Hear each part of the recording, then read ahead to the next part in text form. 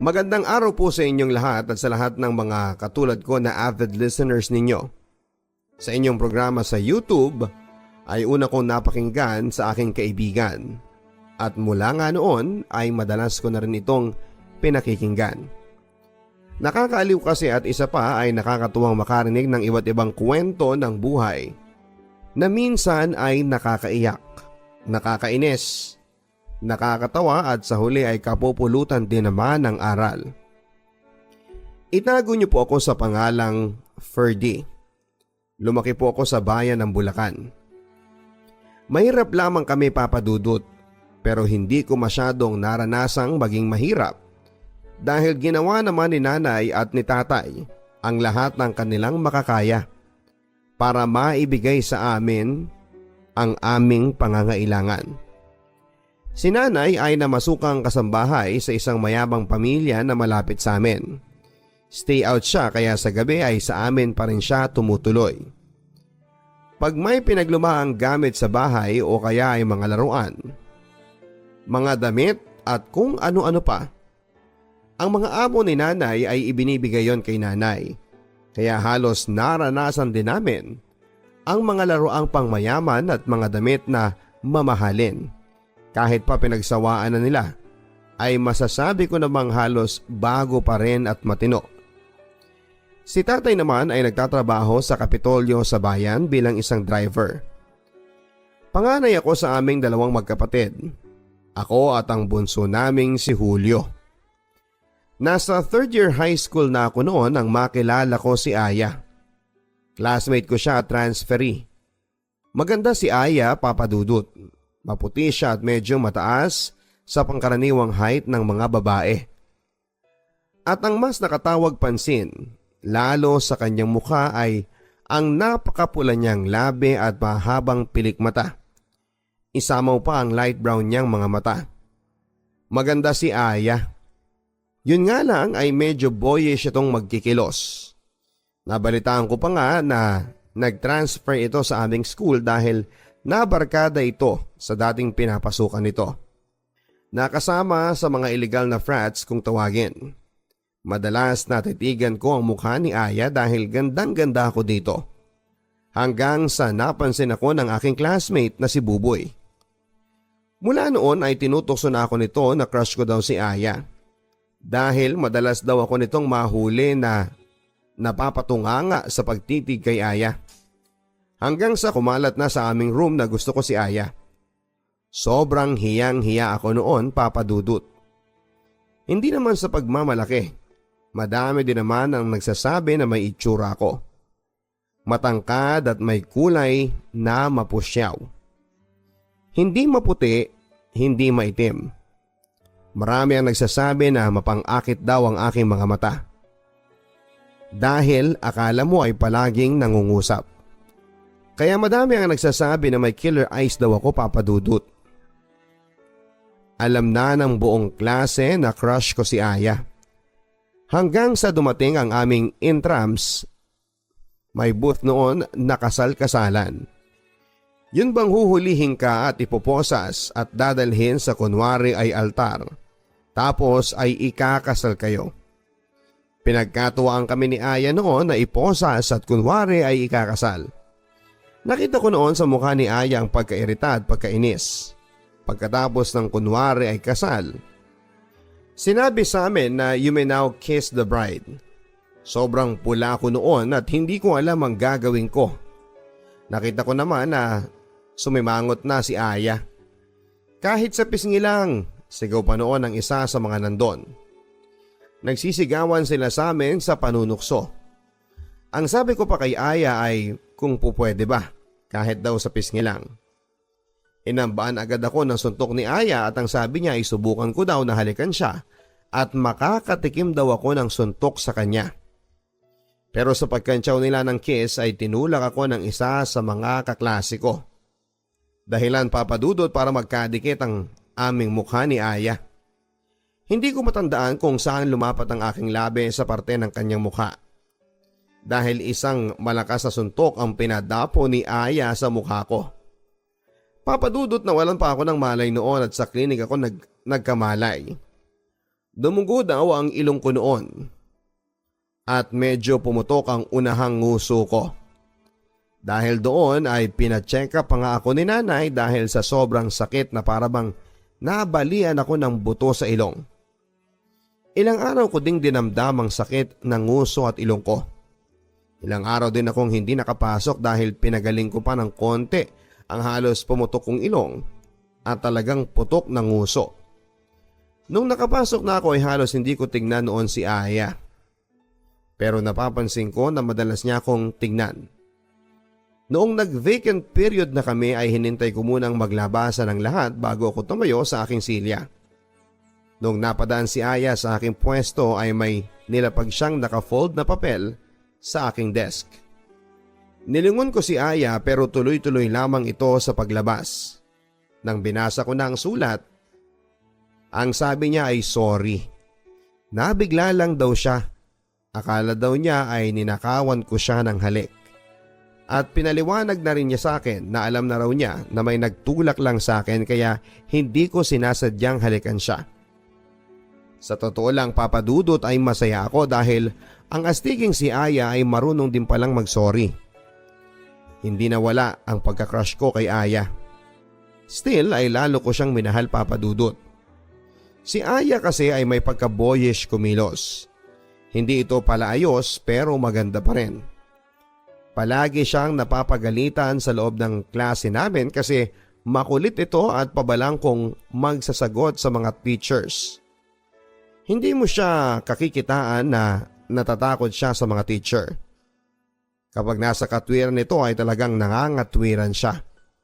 Palaban, kumbaga. Minsan tuloy ay naisip ko na baka may pinagdadaanan si Aya dahil sa ugali niyang yon. Matatapos na noon ang taon sa aming third year high school.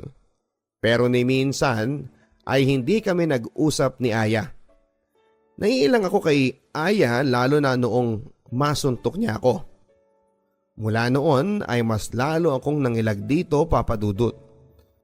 May pagkatakles din ito at baka pag kinausap ko ay barahin lamang kaagad ako. Hanggang sa dumating na ang last day of school, naglalakad na ako sa covered walk ng aming school para umuwi noon nang makasalubong ko si Aya. Malayo pa siya ay kita ko na kaagad kaya umiwas agad ako dito. Pero tinawag niya ako. Hoy Ferdy, nakasimangot itong nakatingin sa akin. Napatingin ako dito at naninigurado pa ako kung ako nga ang tinatawag niya. Lumingin pa nga ako sa paligid ko at nagtanong na ako ba ang tinatawag mo. Pero pabalang ang naging sagot niya. Hindi, yung anino mo. Siyempre ikaw, paismid na sabi niya. Napakamot ako sa aking ulo habang natatawa na lamang. Tinanong niya ako kung pauwi na ba ako at ang sagot ko naman ay oo. Ang sabi naman niya ay wag daw muna akong umuwi at samahan ko daw siya. Ayaw pa raw niyang umuwi dahil boring daw sa bahay nila. Maaga pa naman noon dahil last day of school year na namin yon. Kaya naman maaga na kaming pinauwi. Tumambay kami sa isang park ni Aya. Nilibre ako ni Aya ng ice cream and cone, banana Q at sago gulaman. Hiyang-hiya ako noon at ang sabi ko ay ako na ang magbabayad pero nagagalit lang siya sa akin. At siya daw ang nagaya kaya siya daw ang bahala sa akin. Napakakalog ni Aya. Puro siya pagbibiro at kalokohan. Ako naman ay parang napalagay na ang kalooban sa kanya. Tuwang-tuwa ako noon dahil natitigan ko na ng husto ang mukha niya habang nagsasalita ito at nagkukwento ng kung ano-ano. Sayang nga lang bakit kasi kung kailan last day of school year na. Saka pa nangyari nagkalapit kami ng loob ni Aya. Ang tagal kong hinintay at inasam-asam. Na kahit man lang ngitian sana ako ni Aya sa aming eskwelahan ay mangyari. Pero eto ngayon, kasama ko na si Aya sa isang romantic place na park. May kwentuhan kami at masayang nagtatawanan. Naiinis ako at nangihinayang kasi last day of school year na. 6:30 na noon ng hapon. Malapit nang dumilim. Napatingin si Aya sa langit. Ang sabi ni Aya, gabi na, halika na, ihahatid na kita. Nanlaki ang mga mata ko, Papa Dudut, dahil kalalaki kong tao ay ako pa ang ihahatid ni Aya. Ang sabi ko ay bakit kailangan ako ang ihatid niya. Dapat siya ang ihatid ko kasi babae ito at ako ang lalaki. Kung ihahatid niya ako ay aabuti na ito ng gabi sa daanan sa pag-uwi niya. Pero nagalit lamang si Aya at kung hindi daw ako papayag na ihatid niya ako ay baka masuntok lang daw niya ako. Ang sabi ko ay papayag ako na ihatid niya ako pero ihahatid ko din siya sa... Pumayag na rin si Aya dahil naging makulit na ako. Habang naglalakad kami ni Aya patungo sa sakayan, ang sabi sa akin ni Aya ay ganyan ba talaga ang mga mata mo? Ang sabi ko ay bakit? Kasi daw ay parang may magnet. Ha? Anong magnet? Papa Dudut, alam ko ang ibig sabihin ni Aya pero kunwari ay hindi ko alam. Papa Dudut, noon pa man ay marami ang nagsasabi sa akin na ang mga mata ko ay may taglay na mapang-akit, lalo daw sa babae. Kasi parang palaging nangungusap ito. Hindi naman sa pagmamayabang, Papa Dudut, pero simula pa nung elementarya, marami na ang nagkaka-crush sa akin. At isa ang mga mata ko sa mga nagugustuhan nila. Ang iba ay lantarang kong magsabi, ang iba naman ay nababalitaan ko na lang sa iba. Wala. Ang sabi na lang ni Aya. Hinatid ako ni Aya sa bahay at gusto ko sanang papasukin muna si Aya pero tumanggi na ito. Ipinasok ko lang ang aking bag sa loob at hinatid ko na rin si Aya sa kanila. Pero hindi ko nakita ang bahay nila dahil sa may malapit na kanto sa kanila ay pinaalis na niya ako. Malapit na raw doon ang bahay nila at kaya na niyang umuwing mag-isa. Papa Dudut, masayang masaya ako noon kasi nakasama ko at nakausap ko na si Aya. Sayang nga lang at bakasyon na. Mabait naman pala ito at sayang nga lang at kung kailan last day na ng school year ay saka pa nangyaring nagkalapit kami ni Aya. Lalo kong binahal si Aya sa mga sumunod na araw ay miss na miss ko na nga agad ito. Pero after 1 week ay nagulat ako dahil may naghahanap daw sa akin. Nang tignan ko ay nanlaki ang mga mata ko dahil si Aya yon. Niyaya niya ulit akong mamasyal sa park, Papa Dudut. Napadalas na nga ang pagpunta ni Aya sa amin. Madalas ay namamasyal kami ni Aya. Madalas ay sa park kami nag-uubos ng aming oras na magkasama at masaya. Madalas din na sa bahay siya minsan, inaabot pa nga ito ng gabi sa bahay. At doon na rin naghahapunan. Magiliw na magiliw si nanay at si tatay kay Aya. Palibasa kasi wala silang anak na babae. Kaya masayang masaya si nanay at tatay kapag nasa bahay si Aya.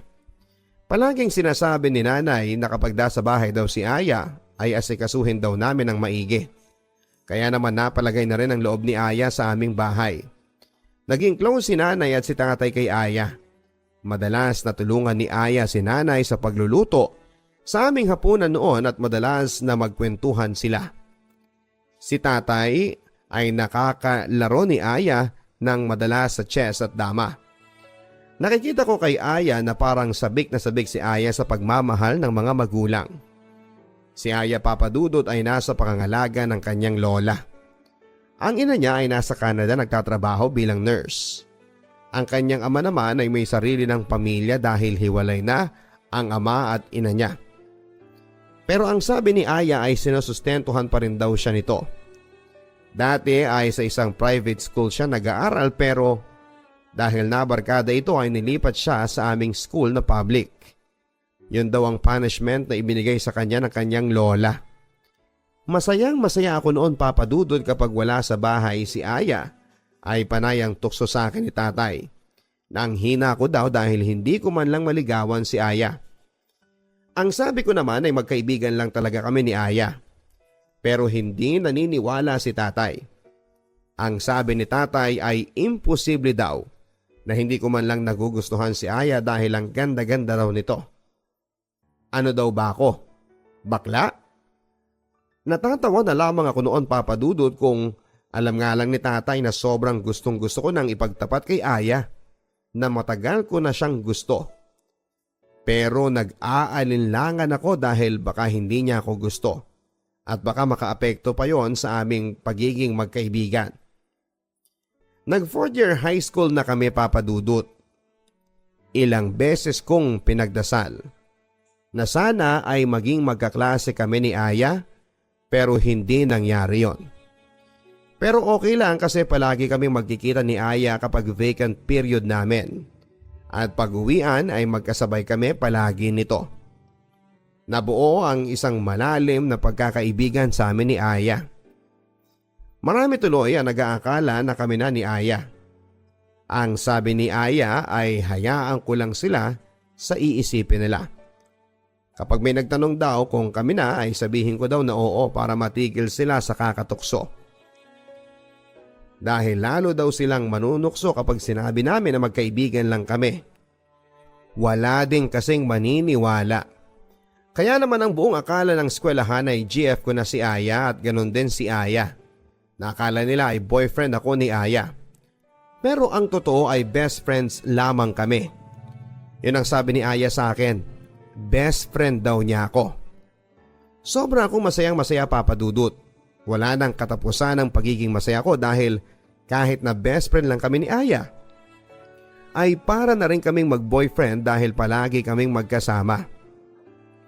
Kapag weekend ay palagi itong nasa bahay.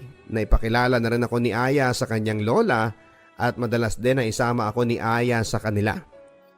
Ang sabi pa noon ng lola ni Aya ay palagi kong papayuhan si Aya na mag-aral ng mabuti.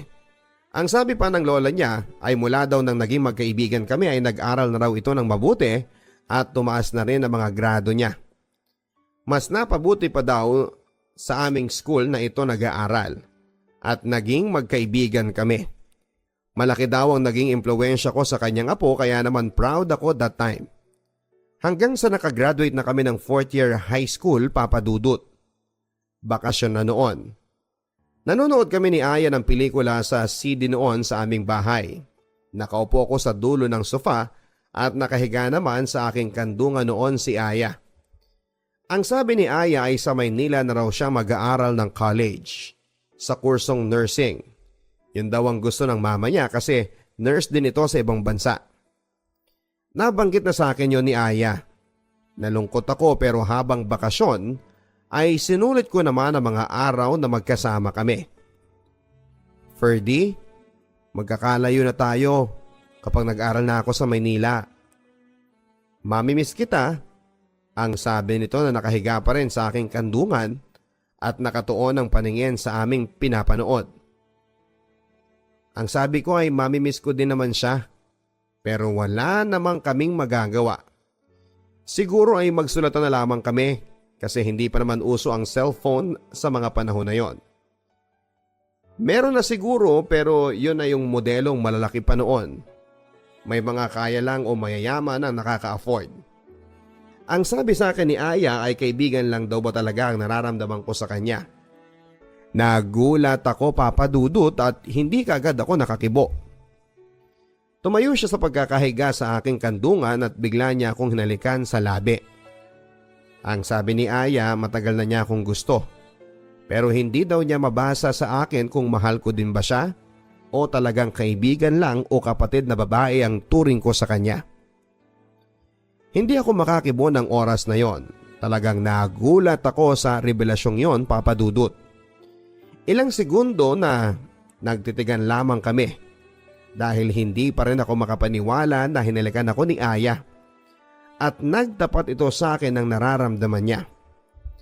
Papa Dudut, walang tao sa aming bahay noon dahil nasa trabaho si nanay at si tatay naman at ang kapatid kong si Julio ay wala din noon at may lakad. Muli kong hinalikan si Aya. Mas maalab at mapusok sa edad namin 16 ay may nangyari sa amin, Papa Dudut. Si Aya ang aking first kiss. Si Aya din ang kauna-unahang babae na aking nakaisang katawan. Masasabi kong wala pa akong masyadong alam ng panahon na yon. Pero si Aya siyang naging mas mapusok noon. At masasabi ko din na hindi ako ang nakauna sa kanya. Alam ko yon dahil ramdam ko. Papa Dudut, ilang beses pa na naulit ang mga nangyayari sa amin. Lalo na kapag walang tao sa aming bahay. Naging officially na rin na kami ni Aya.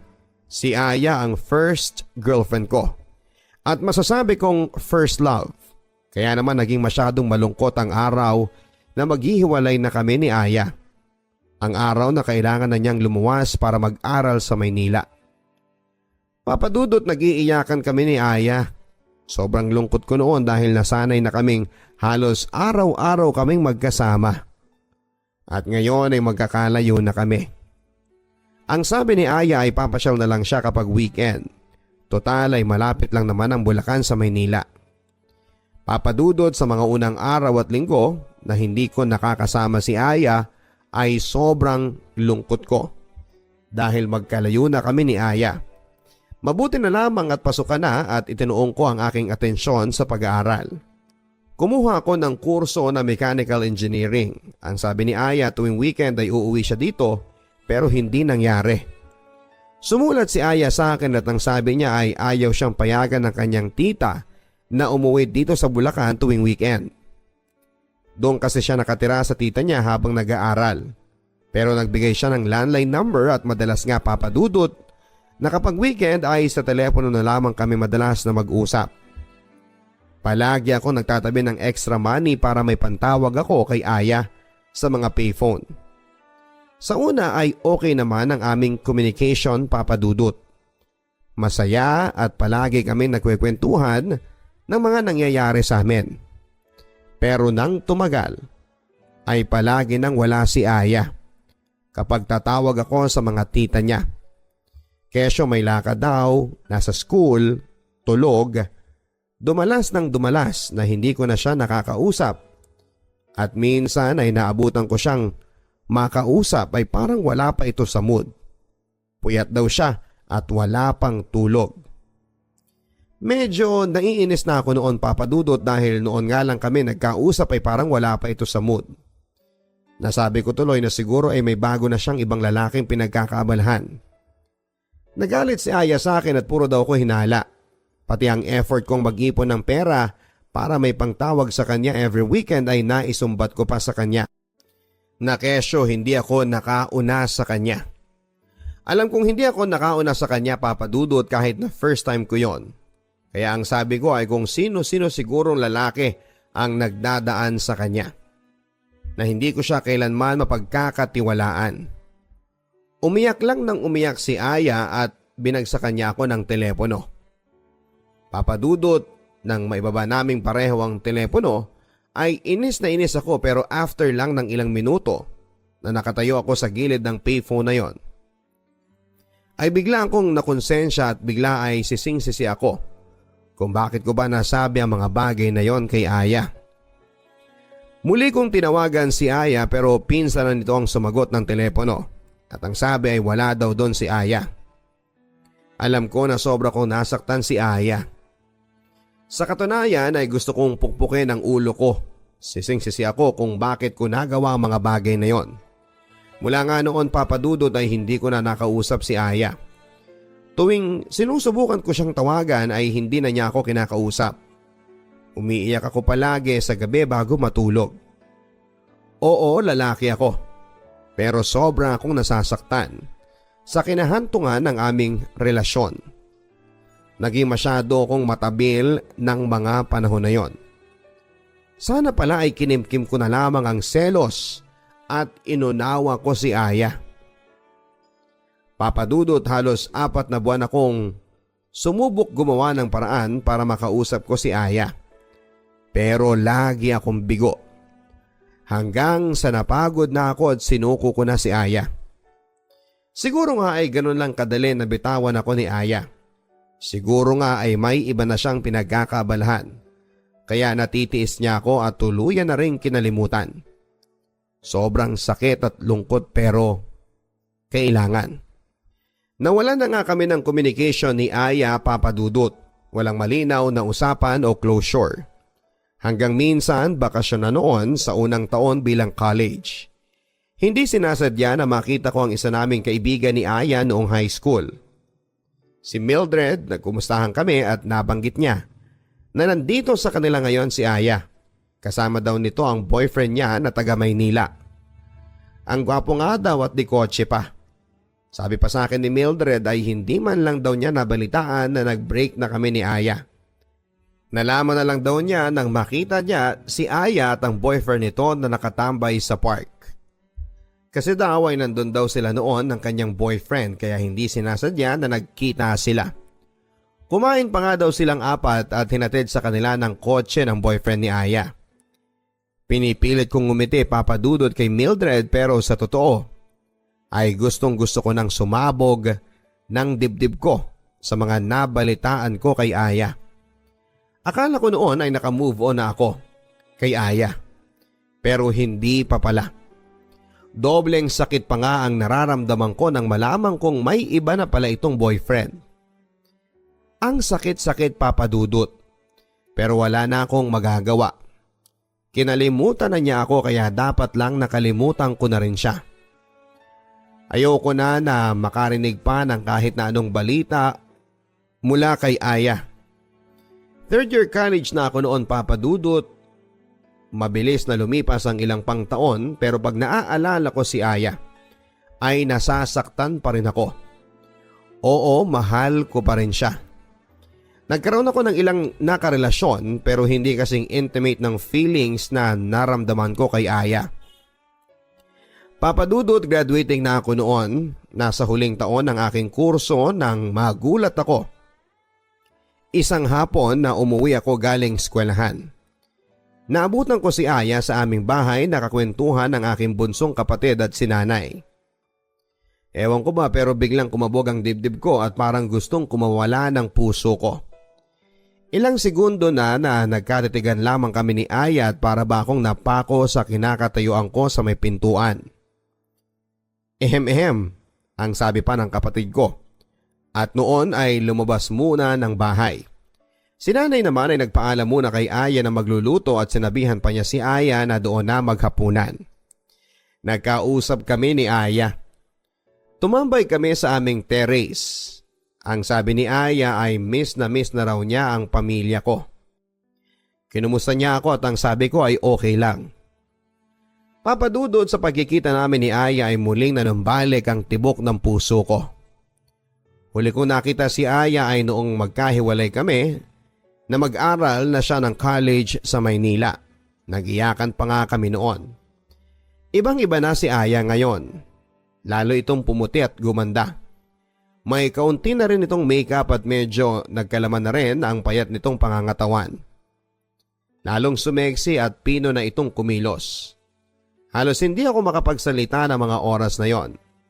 Ang sabi ni Aya, kalimutan na namin ang mga nangyari sa aming nakaraang relasyon. Sana raw ay maging magkaibigan kaming muli. Humingi din ako ng sorry sa lahat ng mga nasabi ko. At sa pag-uusap namin ay nagkaroon kami ng tinatawag na closure. Papadudot ang sabi ni Aya, ako pa rin ang best friend niya.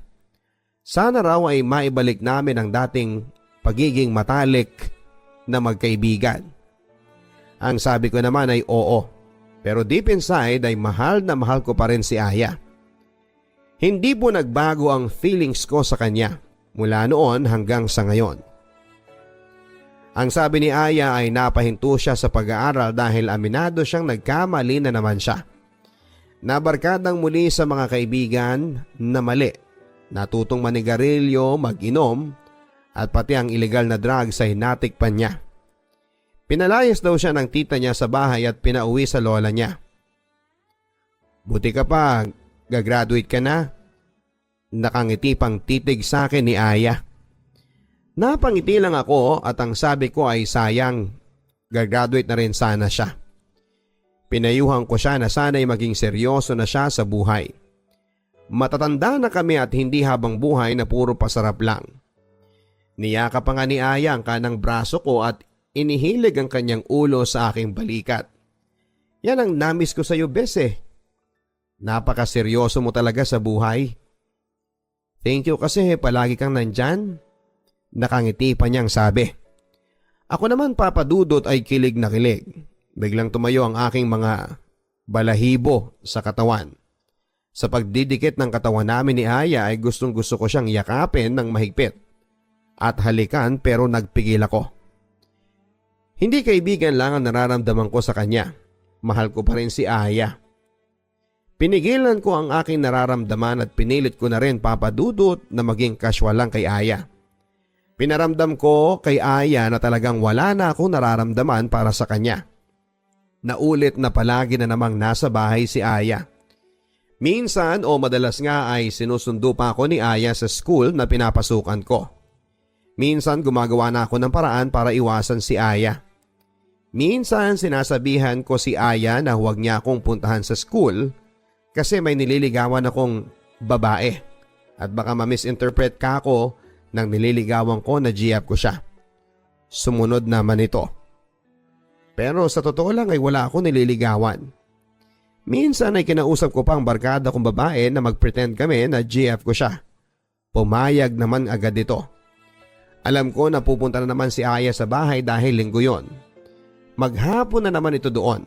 Kaya maaga akong umalis at sinundo nga si Carrie ang barkada kong babae. Pagdating namin sa bahay ay pinakilala ko si Aya kay Carrie. Tawa kami ng tawa noon ni Carrie at kunwari ay sweet na sweet kami ni Carrie. At halos hindi namin pansinin si Aya. Kaya ang ginawa ni Aya ay umuwi na lamang ito. Pero nakaramdam din ako ng konsensya. Parang nagsisisi pa yata ako sa ginawa ko. Pero sa isang sulok ng isip ko ay madalas na tumatanggi ako at sinasabi kong may lakad kami ni Carrie kapag niyayaya ako ni Ayang mamasyal.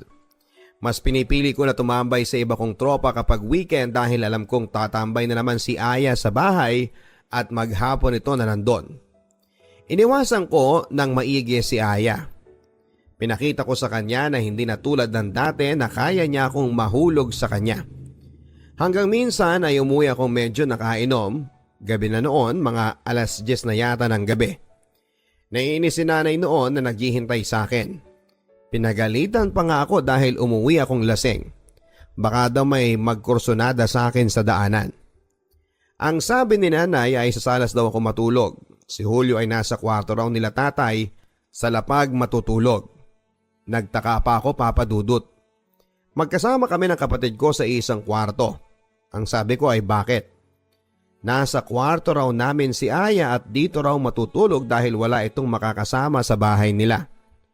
Lumuwas daw ng Maynila ang lola at isang tita ni Aya. Baka daw bukas na makabalik kaya dito raw muna matutulog si Aya.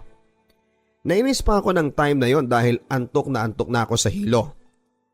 Sinabihan pa ako ni nanay na maligo daw muna ako bago humiga sa sofa at ang baho-baho ko daw. Amoy alak daw ako. Nagdadabog pa ako noon na binalibag ang bag ko sa sofa at pumasok na sa CR. Ang sabi ko pa kay nanay ay pakiabot na lang ng tuwalya. Papadudot nang nakaligo na ako ay naalala ko nga pala na nasa kwarto ko si Aya. Nakatapis lang ako ng towel noon at papasok ako sa aking kwarto para magbihes. Bahagyan na naman ako nakaramdam ng inis noon. Sabi ko pa sa sarili ko na istorbo talaga itong babaeng ito. Patay na ang ilaw sa kwarto nang pumasok ako. Kinapa ko ang ilaw at binuksan ko yon. Nakita kong nakatagilid si Aya at medyo nakatalikod sa side ko. Naka-shorts lang ito ng super ikli at nakasando ng manipis. Naaninag ko rin mula sa likuran niya na wala na marahil itong bra. Bigla ay nakaramdam ako ng kakaiba at bigla na namang tumayo ang aking balahibo. Sandali ko pa siyang pinagmasdahan at kumuha na ako ng damit para magbihe sana. Pero bago pa yon ay nagising si Aya at pupungas-pungas na tumingin sa akin.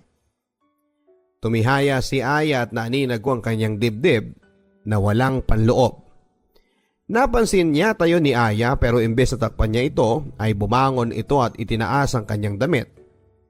Ang sabi ni Aya ay alam daw niyang miss na miss ko na ang mga yon. Papadudot hindi na ako nakapagpigil pa. Muli ay may nangyari. Naulit yon papadudot. Madalas at sa pagkakataong yon ay masasabi kong mas naging mapusok si Aya. Siya palagi ang nagyayaya at mas gusto niya na kung saan-saan kaming sulok ng bahay. Yung bang nagmamadali at baka may dumating dahil minsan nasa kusina kami, sa dining sofa, sa CR at sa kung saan-saan. Naging kami muli ni Aya, Papa Dudut. Magmula nang maging kami ulit ay madalas nang makita ko si Aya na naninigarilyo sa harapan ko. Nung una ay pinapagalitan ko siya. Ako nga kalalaki kong tao ay hindi ko natutunan ng magsigarilyo, siya pang babae. Pero kalaunan ay hindi ko na rin ito napigilan pa at wala akong nagawa. Papa Dudut, sinabi ko kay Aya na hindi nagbago ang pagtingin ko sa kanya mula noong una ko siyang nakita noong 3rd year high school pa lamang kami. Hanggang ngayon ay lalo ko siyang minahal. Inamin ko rin na gusto ko siyang iwasan noon dahil ayoko nang masaktan niyang muli. At inamin ko rin na hindi talaga kami ni Carrie na pinalabas ko lang yon. Pero ngayon sa bandang huli ay kami rin pala ulit. Naging masaya kaming muli, Papa Dudut. Tulad noon ay dobleng saya ang naramdaman ko kay Aya. Maliban nga lang sa naging bisyo na nga niya ang pag-i-smoke at paminsan-minsan ay pag-iinom. Minsan ay nagawa namin na one-on-one kami sa pag-iinom ni Aya. Siya pa ang nagyaya. Kesa sa iba ang makainuman niya ay ako na lang, at least ay boyfriend niya ako. At alam kong mas safe siya pag ako ang kasama niya. Hanggang sa nakagraduate na ako. Kinausap ako ng mama at lola ni Aya na piliting bumalik sa pag-aaral si Aya. Ayaw na kasing bumalik ni Aya sa pag-aaral. Naging kontento ito na palaging nakabuntot sa akin at halos sa bahay na namin nakatira. Alam na rin ng mga pamilya ni Aya na boyfriend niya ako. Pero ang naging kondisyon ni Aya ay papayag siyang bumalik sa pag-aaral basta't magkasama or makakasama niya ako sa Maynila. Papa Dudut, ipinasok ako ng tita ni Aya sa isang kumpanya na may kinalaman sa pagde-develop ng mga parts at piyesa ng mga mamahaling sasakyan. Nagsama kami sa isang bahay ni Aya. Ako ay nagtatrabaho at si Aya naman ay nag-aaral. Alam yon ng aming pamilya. Si Aya ang may gusto na magsama na kami. Hindi naman tumutol ang pamilya ni Aya at ito ang gusto ni Aya. At para sundin niya rin ang gusto nila na ipagpatuloy ang pag-aaral niya. Palagi kong pinapayuhan si Aya na mag-aral ng mabuti at magseryoso na sa buhay niya. Iwasan ang mga bisyo at higit sa lahat ay masasamang barkada at masamang impluwensya. Ang sabi ko ay hindi na kami bumabata, Papa Dudut. Ang sabi ko pa kay Aya kapag nakaipon na ako ay pakakasalan ko na siya. Kapag pareho na kaming kumikita ay pagtutulungan naming ipatayo ang bahay na gusto niya. Magsasama kami hanggang sa tumanda na kami. Madalas din namin na pag-isipan kung ilan ang magiging anak namin. Sobrang saya namin ni Aya sa mga unang buwan na nag-aaral na siya at ako naman ay nagtatrabaho. Naging busy kami pareho ni Aya. Siya sa pag-aaral at ako naman ay sa pagtatrabaho. Mabilis naman akong natuto sa aking trabaho, Papa Dudut. Kaya mabilis din ang pag-angat ng aking posisyon. Kaya masayang masaya ako at gusto ko na hindi na ma-disappoint sa akin ang mga boss ko.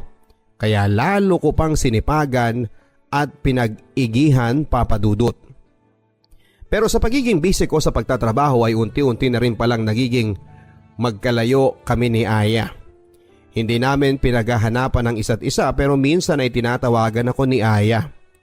Oo nga pala, uso na ang cellphone ang time na yon. Pareho na kaming may cellphone ni Aya. Ang sabi niya ay hindi siya uuwi dahil may group activity raw sila at mag-overnight daw siya sa isa sa mga kaklase niya. Kanina raw ay umuwi siya sa aming bahay para kumuha ng damit. Gabi na ako nang nakauwi ng araw na yon at okay lang sa akin yon, Papa Dudut. Pero nang matutulog na ako ay biglang nagkaroon ako ng kutob. Naalala ko na minsan na akong niloko ni Aya. Pumasok din sa isipan ko na masyadong mahilig si Aya. Naisip ko rin na hindi ako ang nakauna sa kanya sa mura naming edad. Ang mga bisyo ni Aya at ang paulit-ulit na pagluloko ni Aya sa pag-aaral. Hindi ko alam, Papa Dudut, pero kung may woman instinct, maaari din siguro na may man instinct. Mula noon ay binantayan ko ang kilos ni Aya. Malambing pa rin naman ito sa akin hanggang minsan ay naikwento ko sa aking kaibigan na si Marlon ang problema ko kay Aya. At nabanggit niya na mag-hire daw ako ng private investigator Ang tsuhin daw niya ay ito ang trabaho, kaya naman nirecommend niya ito sa akin. Papa Dudut, tama nga ako sa aking hinala. May kinakalokohan na namang ibang lalaki si Aya. Ang sabi ay gwapo daw ang lalaki, matangkad at maputi. Halata ding may kaya dahil may kotse ito. May picture ding pinakita na pumasok sila sa isang motel at sa ilang araw na pagsubaybay niya dito ay palaging sinusundo ito ng lalaki. Sobrang nagpipigil ako sa galit nang makausap ko ang private investigator. Nasa restaurant kami noon. Noong mapag-isa na ako ay hindi ko napigilan ng umiyak sa restaurant na yon. Wala na akong pakialam kung may ibang makakita sa akin. Sobra akong nasaktan dahil sa pangalawang pagkakataon ay niloko na naman ako ni Aya. Hindi ko alam kung ano ba ang dapat kong gawin. Nabuo sa isipan ko, Papa Dudut, na hindi ko kukumprontahin si Aya. Hahayaan ko lang ito at magpe-pretend na wala akong alam. Papa Dudut, iniisip ko kasi na baka maapektuhan na naman ang pag-aaral ni Aya kapag nagtalo kami at kapag kinumpronta ko si Aya. Papa Dudut, pag magkasama kami ni Aya ay malambing pa rin naman ito sa akin at ramdam ko pa rin ang pagmamahal niya. Iniisip ko na lang na mahal pa rin naman siguro ako ni Aya at ang sex, doon marahil ako nagkukulang kaya humahanap siya ng iba na magpupuno nito sa kanya. Iniisip ko na baka pag-awayan na naman namin ng matindi ang lahat at makaapekto na naman sa pag-aaral niya. Lalo at nangako pa naman ako sa lola at mama ni Aya na ako ang bahala kay Aya. Makakatapos si Aya ng pag-aaral at palagi ko itong gagabayan at bubusugin ng payo. Ganon na nga ang nangyari, Papa Dudut. Nagpretend ako na walang alam sa mga ginagawa ni Aya. Maayos naman kami. Maayos ang lahat kahit na ang totoo ay halos umiyak na ako gabi-gabi bago matulog dahil sa sobrang sakit ng nararamdaman ko. Natuto akong uminom at magsama-sama sa mga kasamahan ko sa trabaho sa mga nightclub. Nang babae na rin ako pero yung mga babaeng pang club lang. Minsan nilalabas ko yung mga babae. Natuto din akong manigarilyo at minsan nga ay nanghihingi na ako kay Aya pag wala akong stock. Napansin naman yun ni Aya pero ang sabi ko ay wala lang yon. Impluwensya ng mga kasamahan ko sa trabaho. Ako naman ang pinayuhan ni Aya na huwag masyadong padadala sa mga taong nakapaligid. Hindi na lamang ako kumibo. Hindi ko lang masabi na dahil sa'yo kaya ako nagkakaganito. Dahil sa stress ko sa'yo, sa mga alak, sigarilyo, barkada at babae, doon ko na itutuon ang lahat para panandalian kong makalimutan ang lahat. Papa Dudut, nakagraduate na nga si Aya. Masayang masaya si Aya at ang sabi niya ako ang naging inspirasyon niya sa lahat. Pinasalamatan din ako ng mga kaanak ni Aya dahil daw sa akin ay naituwid ko daw si Aya. Ang dating matigas ang ulo na si Aya ay eto na ngayon nakatapos na ng pag-aaral. Dahil daw lahat ng yon sa akin. Papa Dudut, dahil sa tuwa ng mama ni Aya at lola niya ay kinausap nila kami ni Aya na magpakasal na raw kami kahit na civil wedding lang muna.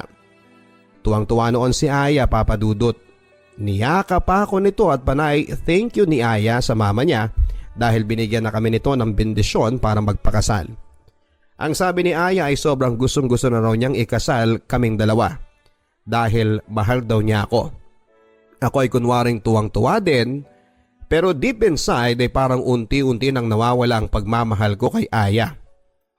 Ang bala ko pa nga noon, Papa Dudut, ay pagka-graduate na si Aya ay saka ko aaminin ang lahat ng nalaman ko. Nahinayaan ko lang siya dahil kapakanan niya pa rin ang iniisip ko. Buong buhay ko ay kay Aya umikot ang halos lahat sa akin. Lahat ng first time ko. Unang pagmamahal, pero nakakapagod din pala. Pagpaulit-ulit ka nitong nasasaktan. Papa Dudut, hindi ko alam pero naikasal pa rin kami ni Aya sa civil wedding. Gustong-gusto kong tumanggi, Papa Dudut, pero tinalo ko ng hiya sa mga kaanak ni Aya. Lalo na sa mama at lola ni Aya at masigit sa lahat. Lalo pa ang ama ni Aya na kinausap pa ako ng masinsinan bago. Sobrang taas ng tiwala nila sa akin. Halos isang banga nila ako sa pagpapasalamat dahil inakay ko daw sa tamang landa si Aya. Nang mga panahon na yon, wala silang lahat sa tabi ni Aya para gabayan ito. Ako at ang pamilya ko ang naging sandalan nito at napabuti nga si Aya. Mataas ang tingin nila sa akin, Papa Dudut, kaya hindi na ako nakatanggi pa sa pagpapakasal kay Aya. Tinulungan kami ng papa at mama ni Aya para makabili ng house and lot sa amin sa Bulacan. Suportado nila kami. Ibinigay din sa akin ng papa niya ang pinaglumaan nitong old model ng kotse para daw may magamit kami at hindi nagko-commute. Sa paglipas ng ilang buwan na magkasama kami ni Aya, ay tuluyan na ngang parang bula na nawala ang feelings ko kay Aya. Nag-volunteer nurse si Aya sa isang ospital sa Maynila at ako naman ay mas lalong naging busy sa aking trabaho. Nagkaroon kami ng kanya-kanyang buhay at mas lalong nawalan kami ng time sa isa't isa. Kapag nagkakaroon naman kami ng time ay ramdam ko pa rin ang pagiging malambing ni Aya sa akin. At naging mas masikaso ito sa akin.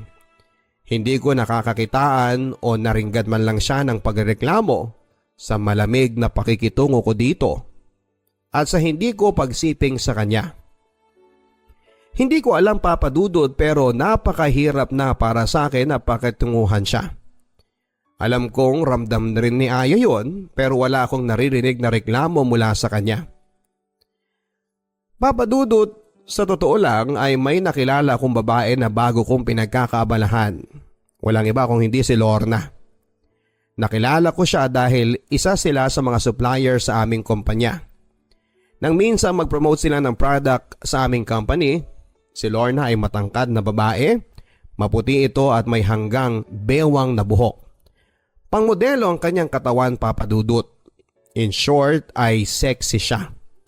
Minsan ay tinetext ko si Lorna. Ibinigay kasi ni Lorna sa akin ang personal number niya in case of any question daw sa kanilang product. Lumabas kami at kumain. Ang sabi niya ay dalaga pa rin siya at walang boyfriend. Sa totoo lang, Papa Dudut, ay nalove at first sight ako sa kanya dahil maganda ito. Niligawan ko si Lorna at hindi naman ito nagpakipot, Papa Dudut. That time na nagtapat ako dito ay agad na sinagot na rin niya ako. Ang sabi niya ay no need na magpakipot pa, lalo at pareho naman kami ng feelings. Kay Lorna ko na ibuhos ang lahat ng aking pagmamahal. After a month ng paglabas-labas namin ay may nangyari na sa amin. Nagulat ako dahil ako ang nauna sa pagkababae niya. Nagsorry ako at ang sabi niya ay hindi ko alam na berhen pa pala siya. Ang sabi ni Lorna ay sobrang mahal na mahal niya ako. Kaya ay iniingatan niya at pinangako niya sa sarili niyang ibibigay lang niya sa taong pakakasalan niya. Ay naialay na rin niya sa akin. Papa Dudut, hindi alam ni Lorna na kasal na ako kay Aya. Ang alam niya ay bed spacer lang ako sa Maynila at taga Bulacan. Si Lorna naman ay tubong taga Sampaloc, Manila. Nakaramdam ako ng kurot sa aking konsensya dahil sa pagsisinungaling ko dito na binata pa ako. Mahal na mahal ko na rin si Lorna. Minsan nga ay naiisip ko na hiwalayan na ng tuluyan si Aya para kay Lorna. Pero iniisip ko ang sasabihin ng pamilya ni Aya. Naging napakabait nila sa akin. Isa pa ay parang nakaramdam din ako ng awa para kay Aya. Napakabait din sa akin ni Aya at ramdam ko pa rin na mahal niya pa rin ako. At lalo pa nang ikasal kami. Hanggang minsan na pinag-drive ako ng kasamahan ko sa trabaho para isingit ang pagpapacheck up niya sa ospital na pinagvo-volunteeran ni Aya. Habang waiting pa ang kasama ko na tawagin ng doktor ay pinuntahan ko si Aya kung saan siya naka-duty na nurse station. Nagulat ako dahil ang sabi ay naka-off daw siya samantalang mas maaga pa siyang umalis sa akin kanina sa bahay. Nagduda na naman ako. Hanggang sa pabalik na kami sa trabaho ay malalim kong iniisip na baka may iba na namang kinakalokohan si Aya. Kailangan ko ulit ng serbisyo ng tiyuhin ni Marlon na isang private investigator. Kapag napatunayan ko na totoo uli ang hinala ko ay hihiwalayan ko na talaga si Aya. Sa pagkakataong iyon ay hindi na ako nasasaktan, kundi may halong excitement dahil at last ay magkakaroon na ng katuparan na maging malaya kami ni Lorna. Nagplano na nga ako sa isip ko na kapag naghiwalay kami ni Aya, ay aaminin ko na kay Lorna ang lahat. Magpa-file ako ng annulment at pakakasalan ko si Lorna. Papadudot ilang araw o week na pagsubaybay sa kanya. 2 beses itong nakuhanan na pumasok sa magkaibang hotel na may kasamang magkaiba ring lalaki. Bukod pa ang minsang sumama ito sa bahay ng isa niyang kasamahang lalaki na nurse sa bahay nito. Nakakagulat, Papa Dudut. Galit na galit ako. Hindi dahil sa selos, kundi dahil sa pag-aalala kay Aya. Bakit nagagawa niya ang mga ganong bagay? Mabuti at hindi nabubuntis si Aya. Lahat ng ebidensya ay nilabas ko, pati na rin ang una na pinaimbestigahan ko siya. Sinadya kong umuwi ng maaga. Gabi na nang umuwi si Aya, agad itong humalik sa aking pisngi. Nagreklamo pa ito na traffic daw at sobrang pagod niya. Hindi na lamang ako nagsalita noon. Nasa sala ako noon nanonood ng TV. Pagkahalik niya sa akin ay agad siyang pumasok sa aming kwarto. Sinadya kong ipatong lang ang 2 envelope na naglalaman ng mga ebidensya tungkol sa kanya. Ilang minuto ang nakalipas pero tahimik pa rin at wala akong naririnig na kahit na ano sa loob ng kwarto. Hindi na ako nakapaghintay kaya pumasok na ako sa aming silid. Naabutan ko si Aya na umiiyak habang nakaupo sa aming kama. Nakatulala ito. Nagtitigang kami ni Aya, Papa Dudut. Hindi ko alam pero imbes na galit ang maramdaman ko kay Aya ay awa. Pulang-pula ang mata nito na parang nagmamakaawa sa pagtingin sa akin. Nanginginig ang kamay niya habang nagtatangka siyang hawakan ang mga kamay ko pero tinatabig ko yon.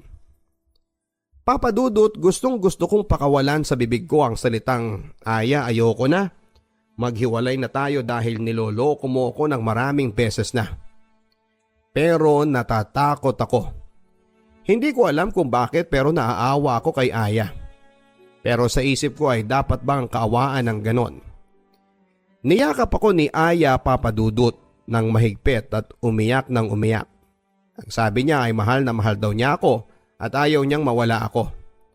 Paulit-ulit niyang sinasabi sa akin na huwag ko siyang iiwanan. Ang sabi ko ay ipaliwanag niya ang mga bagay na yon. Pero hindi siya nagsalita at puro iyak lang siya. Hanggang sa nainis na ako dahil sa hindi nito pagsasalita. Ilang ulit ko pang inulit na magpaliwanag siya pero puro iyak lang ang ginawa niya. Ang sabi ko ay maiintindihan ko pa sana kung iisang lalaki pero 3 yung latest.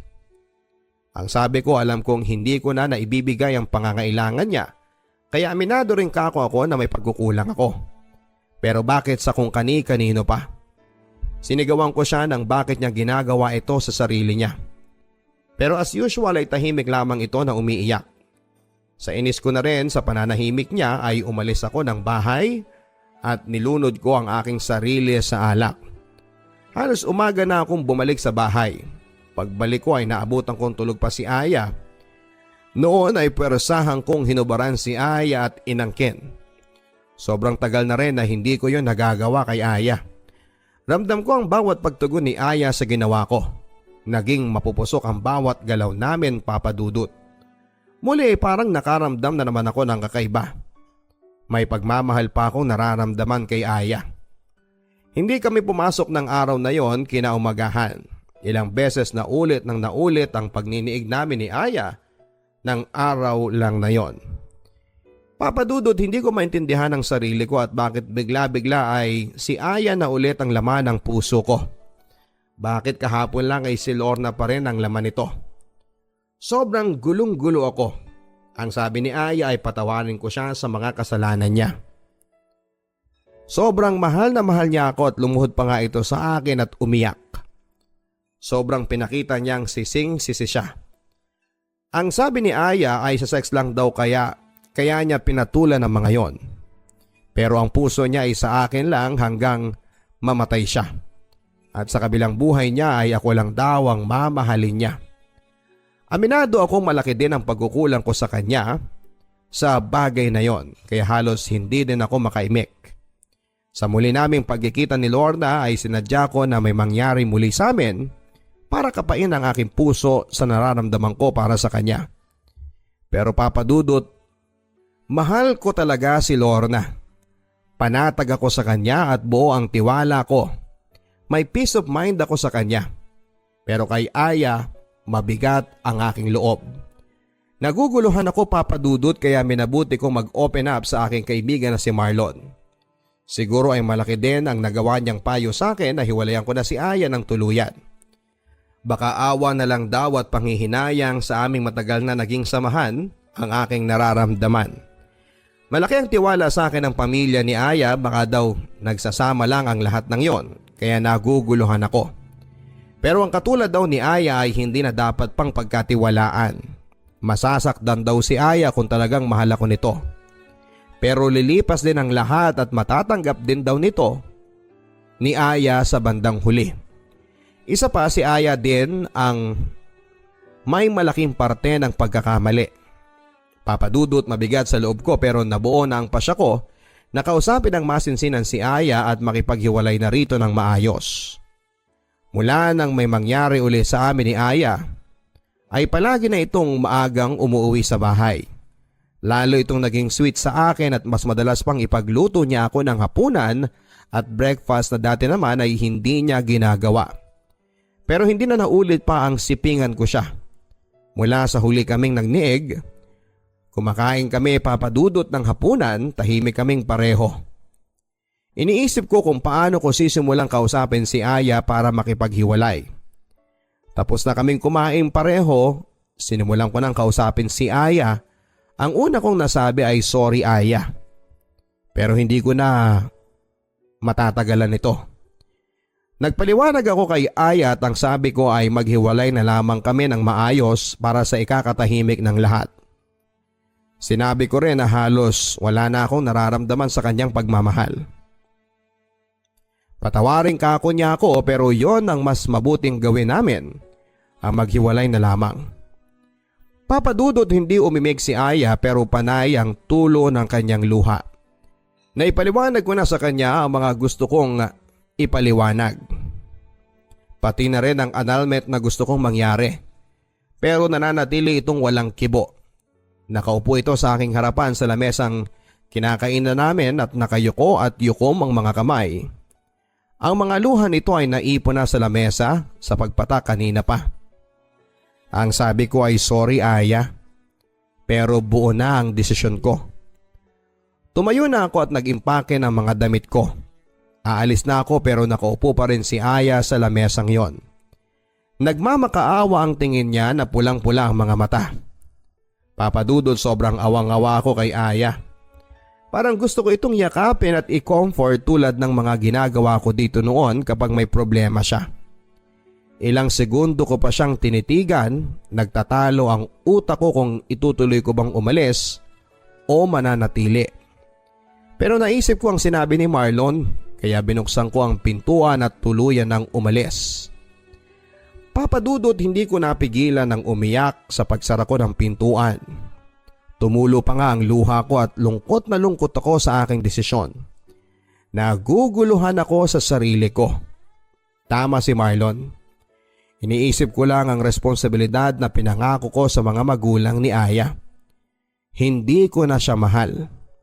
Kaya kailangan ko nang tapusin ang lahat. Nagboard ako sa malapit sa aking trabaho. Sinunod ko si Marlon na wala akong kailangang ipaliwanag sa mga magulang ni Aya. Kung meron mang dapat na magpaliwanag sa lahat ay si Aya yon. Hindi ko na responsibilidad ang magpaliwanag pa sa kanila. Mag-iisang buwan na rin noon, Papa Dudut, mula nang maghiwalay kami ni Aya. Hindi ko pa rin sinasabi sa pamilya ko ang nangyari. Hanggang minsan ay kinausap ako ni Marlon na galing daw sila sa ospital na pinagjujutihan ni Aya dahil sinamahan niyang muli ang isa naming kasama sa trabaho para sa follow-up check-up nito. Naisipan daw niyang ipagtanong si Aya. Pero ang sabi ay wala na raw ito doon, isang buwan na raw. Bigla na lang daw itong nag-awol at wala na daw silang balita pa. Bigla akong nag-alala kay Aya. Tinawagan ko kagad ito sa kanyang cellphone pero out of coverage. Nakailan na akong call pero patay. Pagkatapos ng trabaho ko ay nagpa siya akong puntahan si Aya sa aming apartment. Nasa akin pa rin ang susi noon kaya hindi ako kumatok. Binuksan ko nang wala siyang kaalam-alam. Sobrang kalat ng buong bahay, puro bote ng alak at upos ng sigarilyo sa salas at kusina ay tambak pa ng hugasin. Binuksan ko ang aming kwarto at naabutan kong nakatulala si Aya. Nakaupo ito sa kama at nakatitig sa pader. Ni hindi ito nagulat sa aking pagbukas ng pinto. Ni hindi man lang siya tumingin sa akin at sobrang baho na ni Aya. Ilang araw na yatang hindi naliligo. Sobrang payat nito na halos naging butot balat na. Ang lalaki ng eye bags niya. Nang tumingin ako sa paligid ay saka ko nalaman na gumagamit na naman pala siya ng pinagbabawal na gamot. Ang buo naming kwarto ay puno ng kalat, mga bote ng alak yon, upos ng sigarilyo at maraming damit, pinagkainan at mga parapernalya na ipinagbabawal na gamot. May mga nakita pa akong sleeping pills. Niyakap ko ng mahigpit si Aya at paulit-ulit kong sinabi na sorry Aya. Sorry, nandito na ulit ako. Hindi na kita iiwanan. Awang-awa ako kay Aya, Papa Dudut. Tulala si Aya at hindi makausap.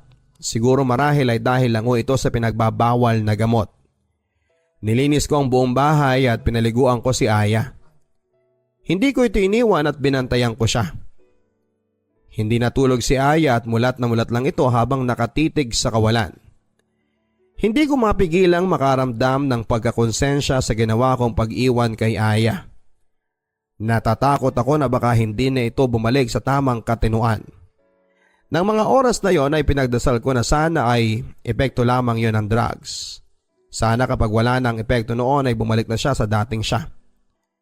Napapaluha ako sa ayos ni Aya. Sising-sisi ako, Papa Dudut. Sana ay hindi ko siya pinabayaan.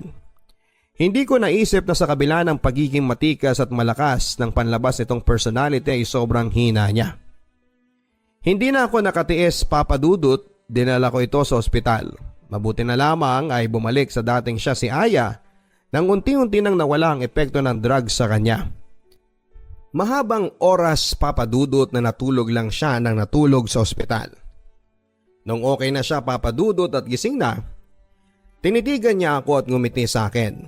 Ang sabi niya ay salamat sa lahat, Ferdy. Mahal na mahal kita, Ferdy. Tumutulo ang luha niya noon. Napaluhan na rin ako, Papa Dudut. Isabay pa na may love song music noon na pinapatugtog ako dahil kanina ay tulog pa ito. Kaya napaiyak na rin ako at niyakap ko siya at nangako ako na hindi ko na rin siya iiwanan. Humingi ako ng tawad sa kanya at ang sabi ko ay ibabalik namin ang dating masayang kami na puno ng pagmamahal.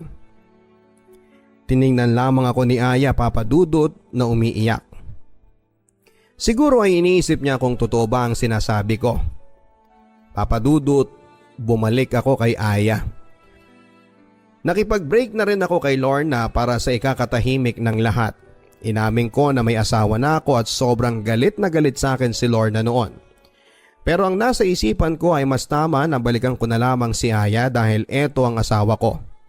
Hindi ko iiwan sa ere si Aya. Mahal ko si Aya. Oo, mahal ko pala si Aya. Mahal na mahal, Papa Dudut, at sa mga unang araw na magkasama na kami ni Aya, ay mas pinaparamdam ko dito na mahal ko siya. Uuwi ako ng maaga para magkasama kami kaagad. Pero napansin ko na palagi lang tahimik si Aya. Tuwing naglalambing ako dito ay tinititigan niya lamang ako sa aking mukha at ngingiti.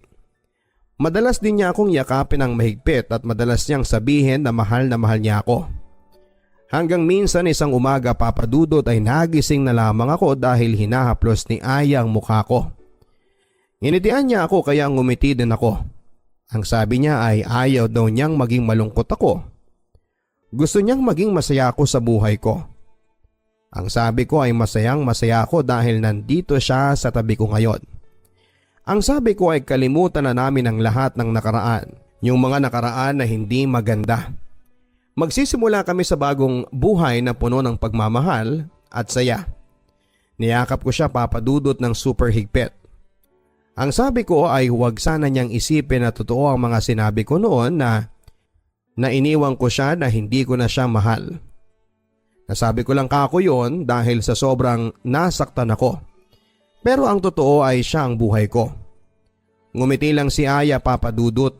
Lagi ko daw tatandaan na mahal daw niya ako. Gusto raw niya na maging masaya ako palagi. Ang umagang yung papadudot ay puno ng aming pagmamahalan. Inihatid ako ni Aya sa pinto bago ako pumasok. Hinalikan niya ako ng maalab na maalab.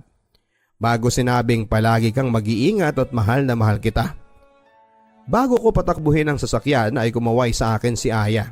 Nakangiti ito at nag-flying kiss pa. Papadudot, masayang masaya ako ng araw na yon. Pero hindi ko alam na ang araw na yon din pala.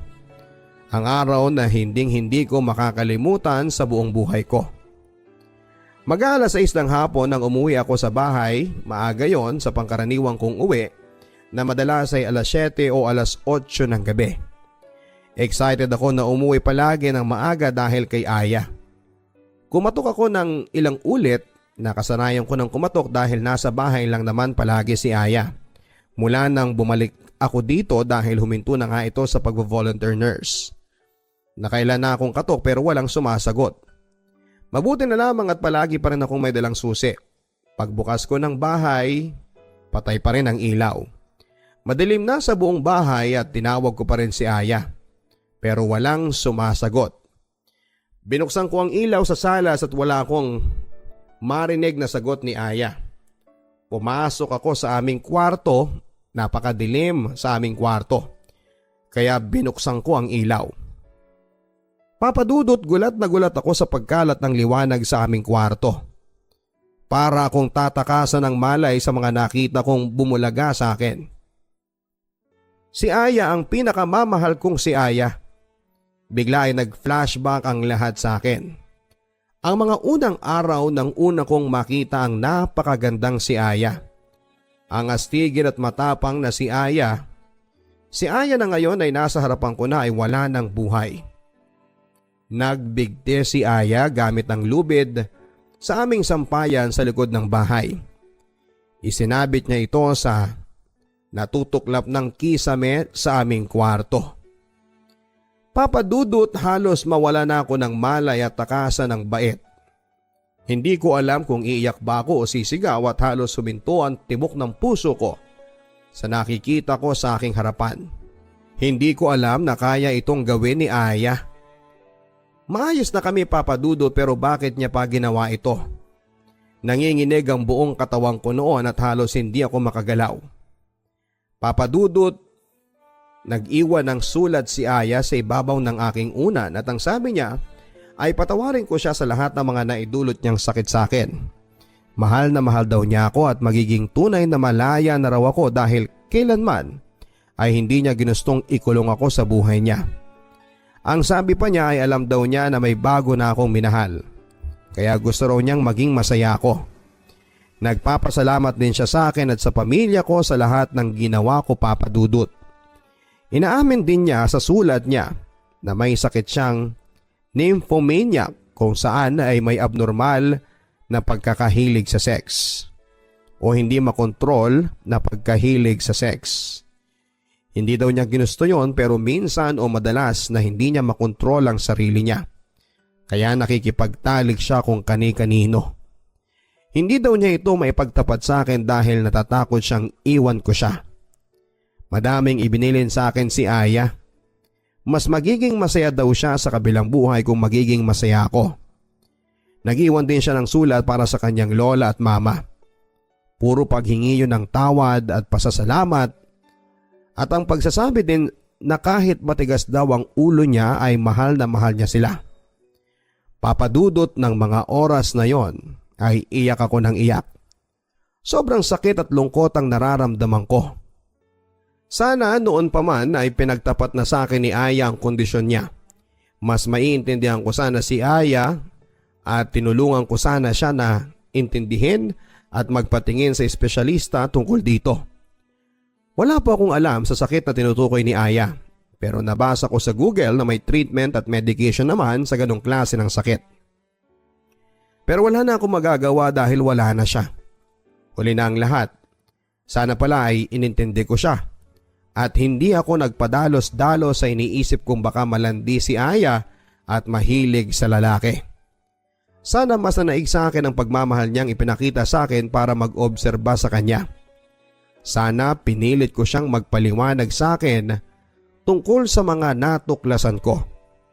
Sana hindi ko siya sinigawan at sinabihan ng kung ano-ano.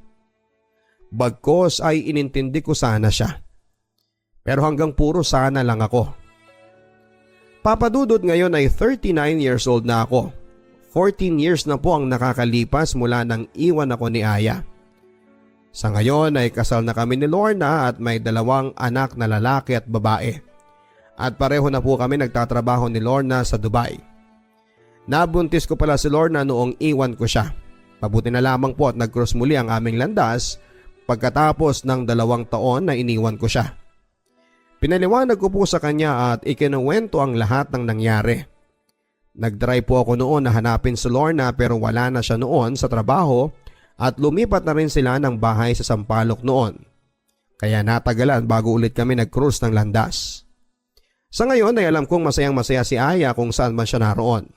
Dahil masaya na rin ako ngayon sa buhay ko.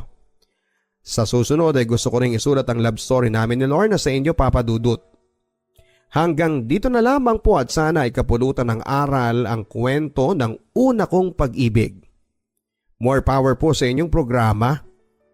Lubos na gumagalang, Ferdy. Mga kaibigan, kung nagustuhan po ninyo ang kwento ni Ferdy, huwag kalimutan na i-share ang video na ito. Mag-post din ang mga comments niyo tungkol sa kwento ni Ferdy. Gusto nyo ba na magkaroon ng second part ang kanyang storya sa kwento nila ni Lorna? Huwag kalimutan na i-post at mag-comment po. Huwag din kalimutang pindutin ang notification bell para updated kayo sa mga bagong post ng inyong Papa Dudut. Hanggang sa muli mga kaibigan, ako po ang inyong si Papa Dudut dito sa Papa Dudut Stories, exclusive on YouTube. Ang buhay ay mahiwaga, laging may lungkot at saya. Dear Papa Dudut, gusto ko lamang pong ilahad ang kwento ng aking buhay na masalimuot. Bakit kaya ang buhay ay sobrang unfair? Kung sino pa yung tunay na nagmamahal ay siya pa yung laging iniiwan at niloloko. Itago nyo na lamang po ako sa pangalang JM Papa Dudut. Mula pagkabata pa lamang, Papa Dudut, ay parang ramdam ko sa sarili ko na walang nagmamahal sa akin. Ang papa ko ay lasenggo at tuwing umuuwi galing sa inuman ay lagi niyang sinasaktan ang mama ko. Napagbubuhatan po niya ng kamay palagi si mama. At sa tuwing nakikita ko po ang mga ganong pangyayari, Papa Dudut, ay sobrang nasasaktan ako. Sana ako na lang yung saktan ni Papa. At huwag na lamang si Mama. Yun ang palagi kong sinasambi tuwing sinasaktan po niya si Mama. Wala akong magawa, Papa Dudut, at minsan nga, Papa Dudut, mga kapatid ko ay nagsasawa na rin sila sa papa ko. Kasi laging nalalasing siya pagkagaling niya sa bukid. Tinatanong ko nga, Papa Dudut, kung bakit siya pa ang naging tatay namin. Habang nag-aaral ako sa elementarya, marami din ang nagkaka-crush sa akin kasi may itsura daw po ako. Maputi kasi ako, Papa Dudut, at mapungay ang aking mga mata. At laging nangungusap kapag tumititig sa iba. Kapag may mga okasyon sa school namin, Papa Dudut, ay lagi akong kasali noon sa mga dance competition. At nakikilahok din kami sa iba't ibang bayan at probinsya. Hindi ko maikakaila sa sarili ko, Papa Dudut, na yung lalaking kapartner ko ay naging crush ko siya. Magaling siya sa school, Papa Dudut, at guwapo rin siya. Marami akong classmate papadudot na nagkaka-crush din sa akin pero isa lang yung nagustuhan ko sa kanila. Masaya ang elementary life ko papadudot, walang sasaya pa. Sa tuwing summer papadudot ay lumuluwas kami noon ng mama ko sa Maynila para magbakasyon. At doon ko po nakilala ang BFF ko na si Bonbon. Kababata ko siya at tuwing summer ay nakikita kami. Sa Maynila kasi sila nakatira pero ang family house nila nasa bayan lang namin. Kung hindi ako nakakapunta ng Maynila noon ay siya ang lumuluwa sa probinsya para lamang magkita kami at makapagbakasyon. Masaya ako papadudot kasi kahit magkalayo kami, andun pa rin yung kumustahan namin sa isa't isa. Kahit na bibihira lang kaming magkita. Noong high school na ako papadudot ay nag-iba na ang takbo ng buhay ko. Maraming bagong kaibigan at bagong mukha na nakikilala. Pero yung mga classmate ko nung elementary ay iisa lang ang eskwelahan na pinasukan namin. Yung dalawa kong crush papadudot noon ay may mga GF na sila. Marami namang nanligaw sa akin noon papadudot pero parang wala lang kasi.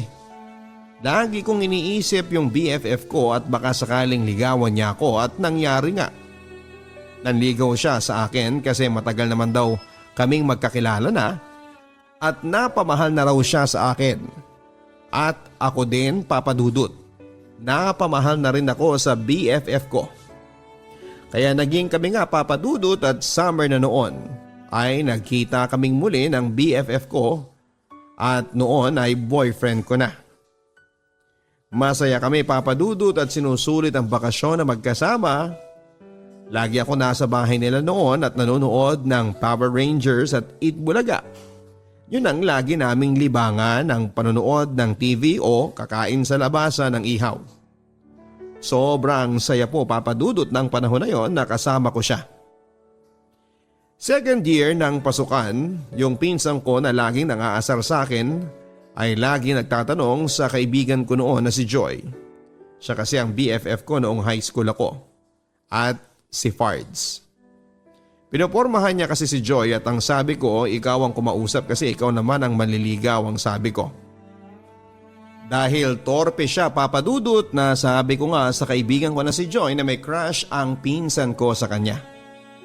Natawa na lamang siya papadudot pero kalaunan ay naging sila din. Tuwing tanghalian habang kumakain kami sa loob ng room namin ay laging kasama ng pinsan ko yung kaibigan niya. Anak kasi siya ng teacher doon sa school namin at gwapo siya, magaling sumayaw at kumanta. Sa tuwing may mga program sa school ay lagi yung sumasayaw at marami ang nagkakagusto doon. Kahit nga yung pinakamaganda na babae sa campus namin ay crush siya. Ako pa kaya ang hindi mapapatingin din sa kanya. In short, papadudot ay crush ng bayan kasi tuwing may tournament sa lahat ng school dito sa amin ay siya lagi ang sikat kasi nga po ay gwapo siya habang lagi namang silang kasakasama sa campus. Papadudot, naisip ko na may BF pala ako. Minsan tumatawag siya sa landline. Hindi pa kasi uso noon ang cellphone. Minsan nga ay bihira lang kami magkausap kasi mahalang tawag noon. Habang lumilipas ang panahon papadudot, naging boyfriend ko na nga yung anak ng teacher namin. Habang may boyfriend din po ako sa Maynila. Napakasama ako papadudot kasi dalawa ang boyfriend ko ng panahon na yon at napagsabay ko sila. Marami man ang magsasabi na malandi ako pero nagmahal lamang ako at tao lang din naman ako. Ang pangalan niya ay si Vin. Mabait naman siya kaso nga lang ay hindi ko maiwasang magselo sa mga babaeng nakakasama niya. Kasi mas matanda siya sa akin ng 1 taon. Second ako noon, siya naman ay third year high school. At sa batch nila nandun ang pinakamaganda sa campus namin. Kaya sabi ko sa sarili ko na kung lolokohin man niya ako ay bahala na. Pero napamahal din ako sa kanya papadudot kahit na ganun siya. Kasi si Bonbon, malayo siya sa akin. Nakakasama ko lamang siya kapag summer para naghahanap ako ng tao na malapit sa akin noon. Mabait si Vin, lagi silang nagpupunta sa bahay kasama ng pinsan ko. Yun nga lang tuwing lasing si Papa ay laging sinasabi na huwag ka na munang mag-aasawa at kabata-bata mo pa. At lagi niya po akong pinagbabawalan na lumabas noon. Kahit sa mga kaibigan ko lang, pero pag hindi siya lasing ay napakabait naman niya. Yun nga lang sobrang istrikto talaga niya. Basta summer magkasama kami ni Bonbon. Pero hindi na yung dating malambing at palakwento siya. Pero okay lang sa akin yun, Papa Dudut, basta umuwi pa rin siya pag summer at nagkikita kami. Si Vin naman, nakipaghiwalay ako sa kanya noon kasi nasasaktan ako at nagsiselos tuwing may nababalitaan akong may umaaligid sa kanya noon na babae. Nasaktan siya noon, Papa Dudut. Hindi ko akalain na seryoso siya sa akin kasi sa dami ng babae na nagkakagusto sa kanya ay ako pa ang napili niyang ligawan noon. Umiyak pa nga siya at nakiusap ang tatay niya na balikan ko ang anak niya na noon ay advisor ko. Pero sabi ko, sir, sorry po pero nasasaktan po kasi ako kapag nakikita ko na marami siyang girls na kasama. Mula noon, Papa Dudut ay hindi na siya pumapasok pa sa school.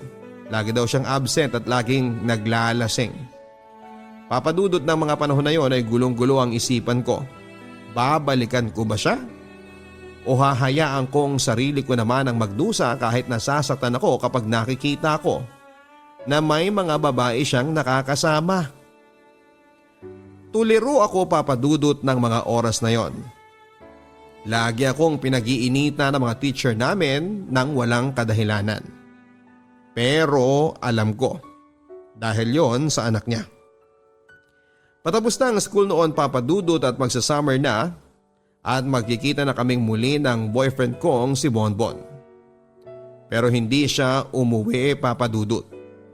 Hindi rin kami nakapunta ng Maynila noong summer na yon, Papa Dudut, kasi kasagsagan ng anihan at maraming inaasikaso si Mama noon, kaya nakigapas na lang din ako. At nakikita ko pa rin yung crush ko kahit may GF na siya na classmate din namin noon. 4th year na ako noon, Papa Dudut, nasa kalagitnaan na ng taon.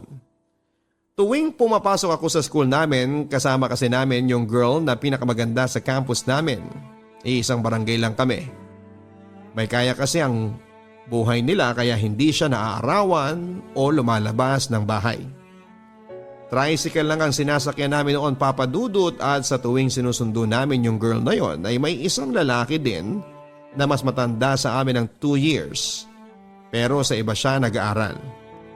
Lagi ko siyang nakikita tuwing pasukan kasi lagi siyang naglalakad papalabas sa kanila at sa likuran ng tricycle lagi akong nakaupo. Palagi niya akong tinitingnan tuwing napapadaan siya sa amin. Kakilala pala siya ng pinsan ko.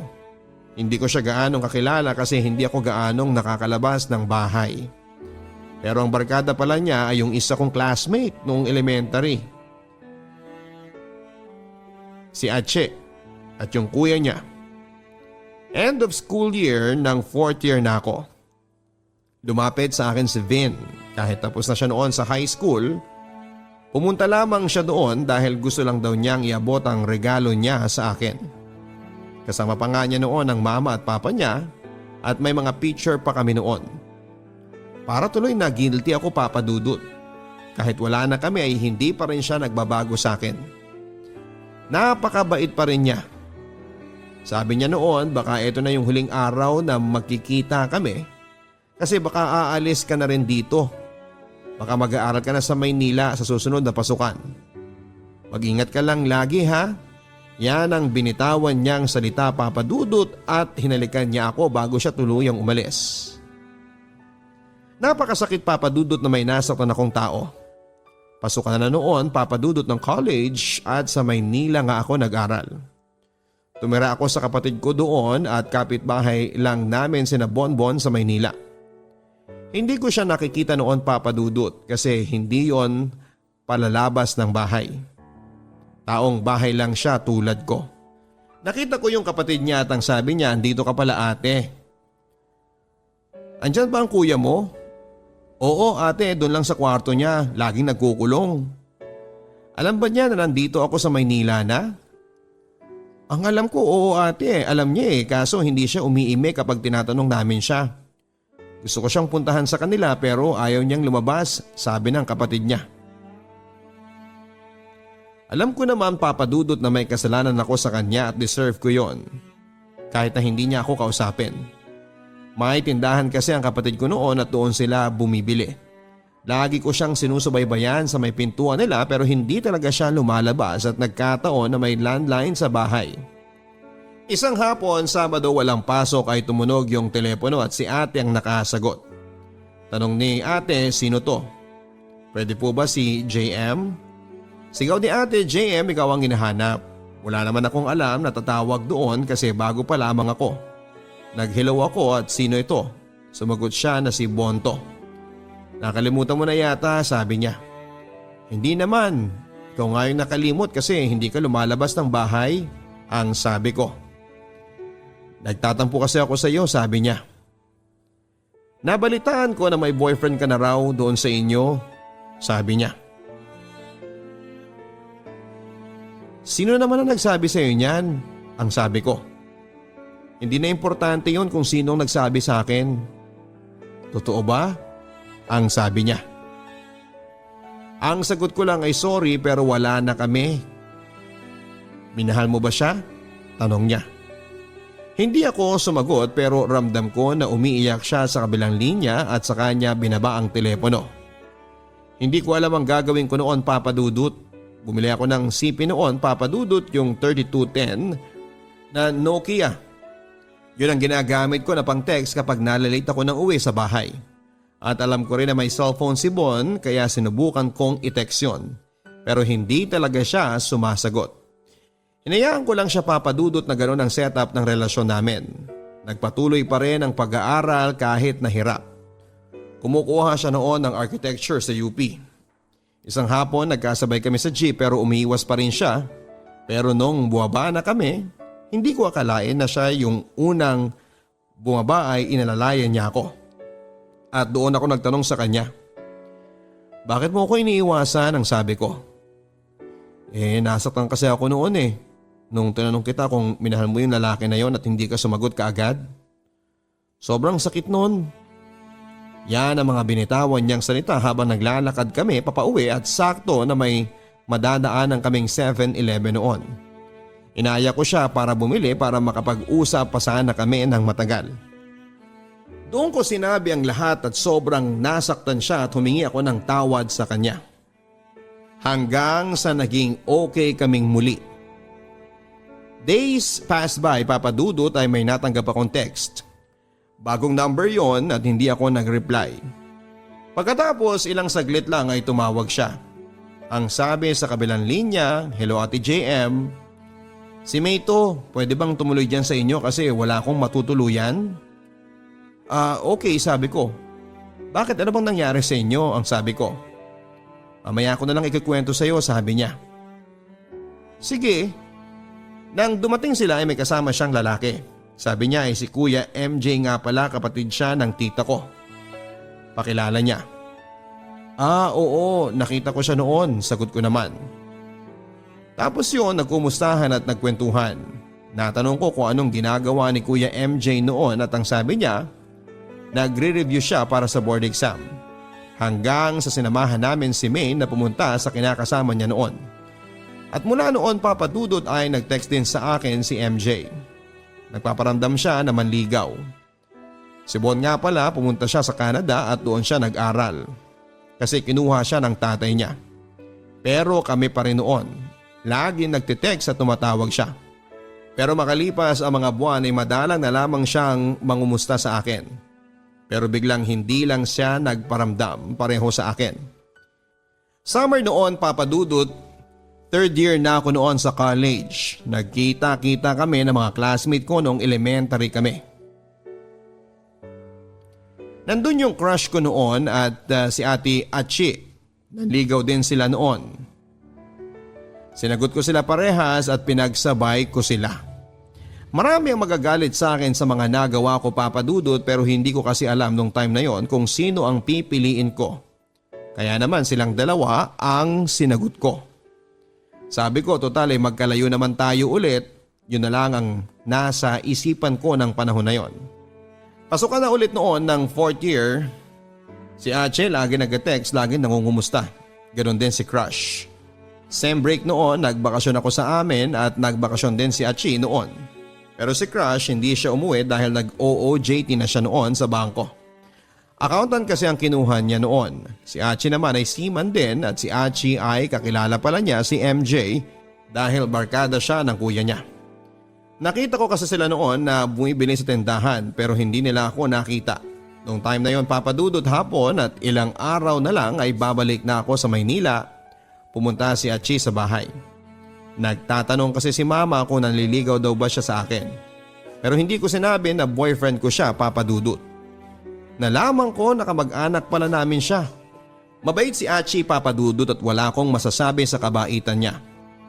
Noong sinabi ko sa kanya yon na hindi ko siya maaring maging boyfriend kasi nga ay magkamag-anak pala kami, ay umiyak siya. Umiyak siya, papadudot, lumuhod siya sa harapan ko para magmakaawa na huwag ko daw siyang hiwalayan. Pero yun ang tama, papadudot. Mahirap at hindi po pwede. Ang huling salita na binitawan niya ay mahal na mahal kita. Papakawalan kita dahil mahal kita at sana'y mahanap mo ang lalaki na tunay na magmamahal sa iyo tulad ng ginawa ko sa iyo. Yan ang mga binitawan niyang salita, papadudot, na humihikbi papalayo sa akin. Habang papalayo siya ay parang nadudurog ang puso ko. Nakasakit na naman ako ng damdamin ng ibang tao. At yun nga, papadudot, umuwi siya at nalaman ko na nagtanong daw ang mga kaibigan at kapatid niya na bakit siya umiiyak. At yun nga, sinabi niya na nag-break na nga daw kami. At andun din pala si Kuya MJ ng oras na nagpakalasing daw si Achi. Makalipas ng ilang araw, papadudot, ay bumalik na ako ng Maynila at back to school na naman. Wala na talaga akong balita pa kay Bon, kahit yung crush ko. Makalipas ang ilang araw ay nag-text si Kuya MJ, parang gusto niyang manligaw at nagpaparamdam siya lagi. Pinuntahan niya ako sa school noon at lumabas kami at kumain. Doon siya nagtapat sa akin at sinagot ko naman siya. Mabait siya at maalaga siyang tao. Palaging nagtitext siya pag may time siya kasi nag-review daw siya noon. Masaya siyang kausap. Saglit lang ang relasyon namin noon kasi bigla din siyang hindi nagparamdam. Lumipas ang panahon at nakapag-asawa na ako at masaya naman ang pagsasama namin ng asawa ko. Nabalitaan ni Vin na kinasal na ako. Ganon din yung crush ko at pinuntahan pa nga niya ako sa bahay noon para kumustahin ako at ang biro nga niya, kung ako sana ang nakatuluyan mo, sana wala ka din sa atin, yun ang sabi niya. Isa na kasi siyang ganap na manager sa isang bangko sa Maynila at si Achi naman ay may pamilya na rin. Dahil sa hirap ng buhay ay nagpasya po akong mag-ibang bansa para matustusan ang pangangailangan ng pamilya ko, papadudot. At kinuha ko rin ang asawa ko noon sa abroad pero makalipas ng ilang taon ay nagpasyang umuwi ng Pilipinas ang asawa ko. Pumayag naman ako. Makalipas ang isang taon ay nalaman ko na may babae ang asawa ko. Para po akong pinagsakluban ng langit at lupa ng panahon na yon, papadudot. Pero hindi ko pinaalam sa kanila na alam ko na may kinakasama na ang asawa ko sa Pilipinas. Ang ginawa ko, nagtrabaho ako ng nagtrabaho. Isang araw nagkita kami ng pinsang ko na nagaya sa akin na may kakatugpuin daw siya na classmate niya. Hindi ko alam na si MJ pala yon. Nabigla ako, papadudot, hindi ako umiime kasi wala akong masabi. Nagkwentuhan sila at nakikinig lamang ako hanggang sa mag-uwian na kami. May nag-friend request sa akin si MJ. Tinanggap ko naman at doon ako nagsimulang magtanong, papadudot, sa kanya kung bakit bigla siyang hindi nagparamdam sa akin noon. Ang sabi niya ay na-hold up daw siya kaya ayon, nawalan siya ng contact sa akin. At doon na nga, papadudot, nagsimula muli ang relasyon namin kahit alam kong bawal at kasalanan sa Diyos ang nagawa namin. Wala, papadudot, na naig yung pagmamahal kesa yung sasabihin ng ibang tao. At hindi lang yan, papadudot, bigla ring nagparamdam si Bon. Nabalitaan niya na hiwalay na kami ng asawa ko at hinihintay ko lang din yung annulment ko noon. Sabi niya ay willing daw siyang kunin ako sa Canada. Minsan napapatanong ako sa sarili ko kung kailan komplikado ang lahat ay doon naman nagpaparamdam sa akin ng mga taong matagal ko nang nakalimutan. At ngayon ay pareho na po kaming anal ni MJ. May pagpapatuloy na po namin yung pag-ibig na naudlot. At eto po, may bagong pamilya na kami ngayon. Hindi mo aakalain na pinagtagpo muli kami ng tadhana. Hanggang dito na lamang and God bless. JM.